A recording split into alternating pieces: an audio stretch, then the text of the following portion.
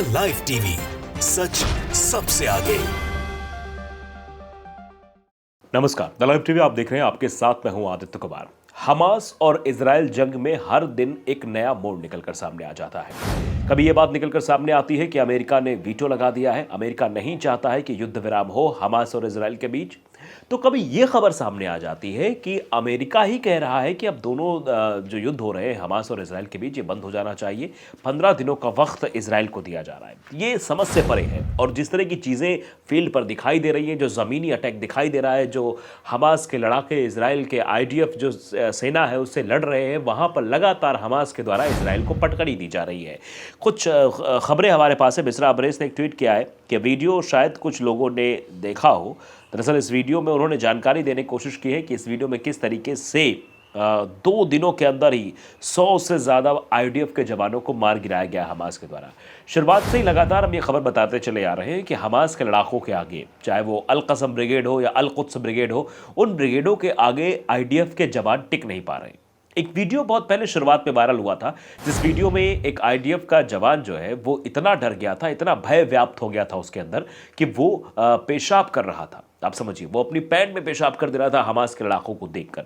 तो वो सब तस्वीरें ये तस्दीक करती हैं इस बात की कि आने वाले समय में जिस तरीके से हमास काम कर रहा है, हमास का ब्रिगेड जिस तरीके से काम कर रहे हैं, वो इजराइल के लिए मुसीबतें खड़ी करने वाले हैं। शायद इजराइल इस बात को समझेगा या नहीं समझेगा, ये वक्त बताएगा। लेकिन अभी जो अटैकिंग मोड लगातार जारी है, उससे तो बहुत बड़ी मुसीबत जो है वो इजराइल के सामने खड़ी हुई है। 2 दिनों में 100 से ज़्यादा IDF सैनिकों को मार गिराना, ये अपने आप में बड़ी अचीवमेंट कह सकते हैं कि इजराइल के लिए है।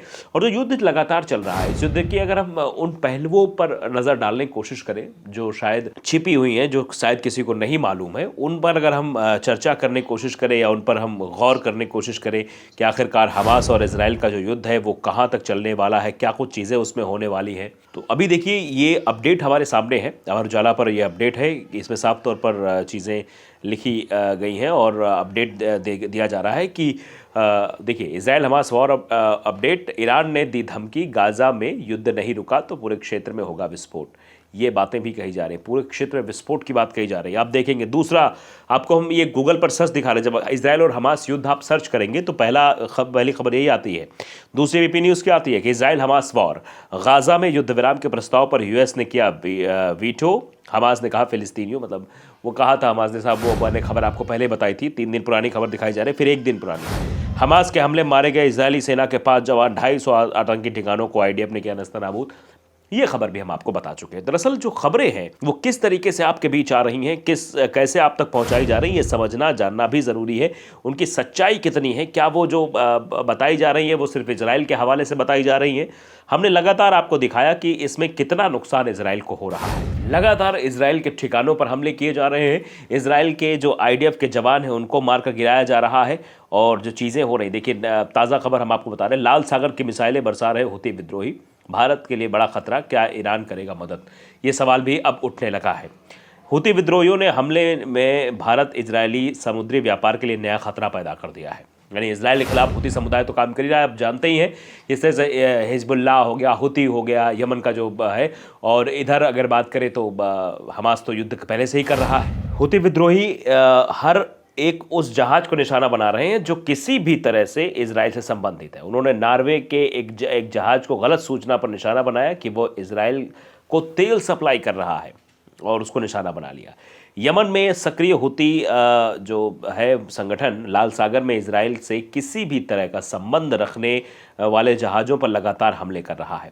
इसकी चपेट में नॉर्वे का टैंकर स्ट्रिंड्रा पर एंटी शिप मिसाइल ने हमला किया। इस हमले में स्ट्रिंड्रा टैंकर में आग लग गई, लेकिन कोई भी हताहत फिलहाल नहीं हुआ। ये भी खबर सामने आ रही है। हूती विद्रोहियों ने दावा किया कि यह टैंकर इजराइल को कच्चे तेल की आपूर्ति कर लौट रहा था, जबकि इसके मालिक नॉर्वे के मोविन केल केमिकल टैंकर्स ने कहा है कि जहाज जैव ईंधन में इस्तेमाल होने वाले पाम तेल के कार्गो के साथ इटली जा रहा था। इससे पहले हूती जो विद्रोही संगठन है, उन्होंने अमेरिकी युद्धपोतों को भी निशाना बनाया था, लेकिन इस हमले को विफल कर दिया गया था। ऐसे में हूती विद्रोहियों के नियंत्रण वाला पूरा लाल सागर भारत समेत दुनिया भर के लिए खतरा भी बनता जा रहा है।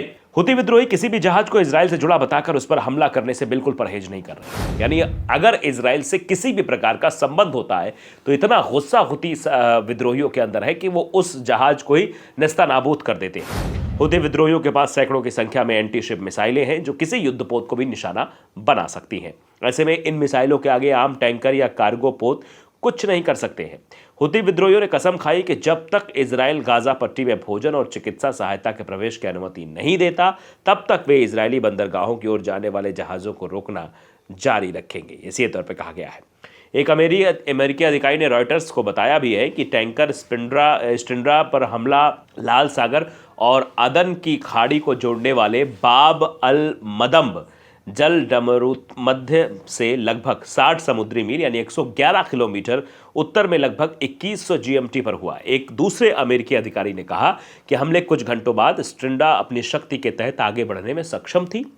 अमेरिकी सेना के सेंट्रल कमांड ने कहा कि हमले के आसपास जो समय था उसके आसपास कोई अमेरिकी जहाज नहीं था, लेकिन अमेरिकी नौसेना विध्वंसक यानी कि यूएसएस मेसन ने एमटी स्टिंड्रा के खतरे की चेतावनी की कॉल का जवाब दिया और वर्तमान में सहायता प्रदान कर रहा है। हुती के हमलों से भारत को किस तरह की खतरा है, यह भी अपने आप में सवाल बहुत बड़ा है। लाल सागर इलाके में हुती विद्रोहियों ने भारत से हमले से भारत इजराइल व्यापार को खतरा पैदा हो सकता है और लगभग हो ही गया है। अगर हालात पर जल्द काबू नहीं पाया जाता तो भारतीय व्यापारिक जहाज़ों को कोई और रास्ता देखना होगा। इस संकट के कारण न केवल शिप के मालिक उस इलाके में पारगमन की अनुमति नहीं देंगे बल्कि जहाज का चालक दल भी ये जोखिम लेने से इनकार कर सकता है। भारत और इजराइल के बीच घनिष्ठ द्विपक्षीय व्यापारिक संबंध है। इजराइल में कुछ 6 प्रमुख बंदरगाह हैं जहां एक साल में लगभग 10,000 जहाज आते हैं। ऐसे में इन जहाज़ों की संख्या कम हो सकती है और इसका सीधा नुकसान इजराइल के आयात निर्यात पर भी पड़ता हुआ नजर आएगा। इजराइल भारत से बड़ी मात्रा में खाद्यान्न और दूसरी चीज़ों का आयात करता है। तो अब ये सवाल है, क्या ईरान इसमें भारत की मदद करेगा? हुती विद्रोहियों पर पूरी तरह से ईरान का ही नियंत्रण है। ईरान इन विद्रोहियों को हथियार, साजो सामान, खाद्यान्न, पैसे और ट्रेनिंग को मुहैया कराता है। बदले में वो अपने निजी हितों को साधने के लिए हुती लड़ाकों का इस्तेमाल करता है। ईरान के कहने मात्र से हुती विद्रोही भारत के जहाज़ों पर हमले से पीछे भी हट सकते हैं, लेकिन इसमें शक है कि ईरान इतना खुलकर सामने आएगा। ईरान के भारत के साथ संबंध बहुत अच्छे हैं, लेकिन वो इजराइल को लेकर किसी भी तरह के समझौते से इनकार कर सकता है। ऐसे में इस बात की बहुत कम संभावना है कि ईरान भारत की मदद करेगा। तो ये सवाल भी गूंज रहा है कि आखिरकार ईरान क्यों मदद करेगा? तो आप समझ रहे हैं, हुती, हिजबुल्लाह, हमास और आईडीएफ के जवानों का किस तरीके से मुंह तोड़ जवाब अल कसम ब्रिगेड और अल कुद्स ब्रिगेड दे रहे हैं, ये आप सबको आपको तस्वीरों के माध्यम से बता रहे हैं। तो आप समझ लीजिए इजराइल का आखिरकार क्या होने वाला है। इजराइल की अगर हम बात करें तो इजराइल 3 संगठनों से भिड़ रहा है और तीनों संगठन उसको नेस्तनाबूद करने की कसम खाकर बैठे हुए हैं। वो लगातार उस पर हमले कर रहे हैं और लगातार उसको निशाना बना रहे हैं। जैसे भी मौका मिल रहा है, चाहे वो सेना को तबाह किया जा रहा हो, चाहे वो उनके टैंकर्स को तबाह किया जा रहा हो, हर तरह से वो इजराइल को नेस्तनाबूद करने की पूरी कोशिश कर रहे हैं। लाइव टीवी को अगर आपने सब्सक्राइब नहीं किया जरूर करिए, बेल आइकन दबाइए ताकि सच खबर आप तक पहुंचती रहे। नमस्कार। द लाइव टीवी, सच सबसे आगे।